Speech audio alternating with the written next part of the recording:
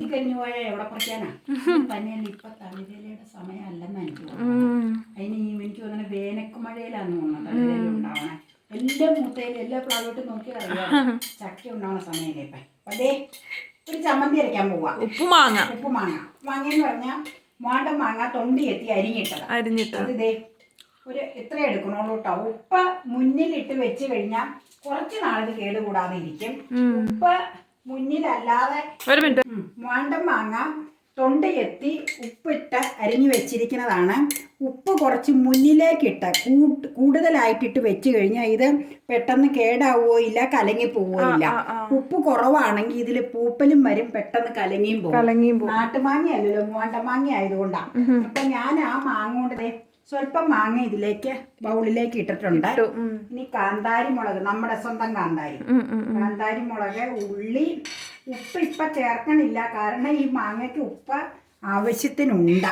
പിന്നെ തേങ്ങ കേട്ടോ, തേങ്ങ ചേർത്ത് ജസ്റ്റ് ഒരു ചമ്മന്തി ഒതുക്കി എടുക്കുക. അരയ്ക്കുമല്ല, ചുമ്മാ ജസ്റ്റ് ഒതുക്കുക. എന്നിട്ട് ഞാൻ കാണിച്ചു തരാം കേട്ടോ.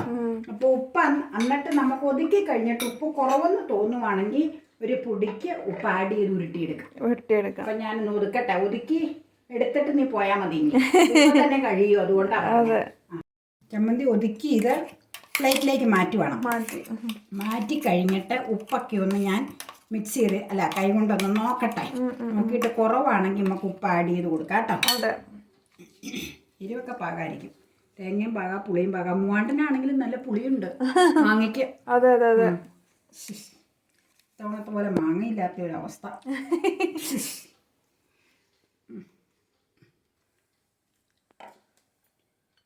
അങ്ങനെ നോക്കി അറിയൂല.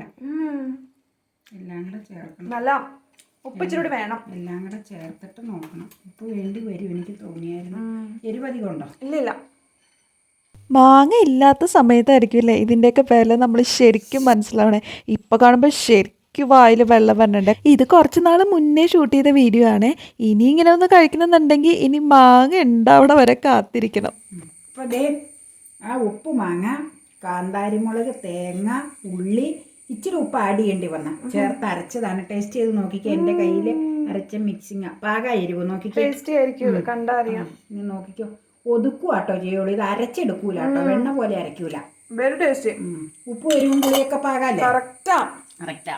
അത് നമ്മൾ എടുക്കണോണ്ട് നമുക്കൊരു ഉദ്ദേശം ഐഡിയ വെച്ചങ്ങ് തട്ടണതാണ്. പിന്നെ ചോറിൽ ചേർത്ത് കഴിക്കാനുള്ളതല്ലേ. പിന്നെ കാന്താരിമുളക് ആകുമ്പോൾ എല്ലാവരും എടുക്കുമ്പോൾ എല്ലാവർക്കും അറിയാം. മൂത്ത കാന്താരി ആണെങ്കിൽ വളരെ ശ്രദ്ധിച്ച് എടുക്കാവുള്ളൂ, അല്ലെങ്കിൽ എരിവ് കൂടി പോകും. ഓക്കെ, ഇനി ഇതൊക്കെ കഴുകി വെയിലത്തേക്ക് വെക്കട്ടെ പാത്രങ്ങളൊക്കെ.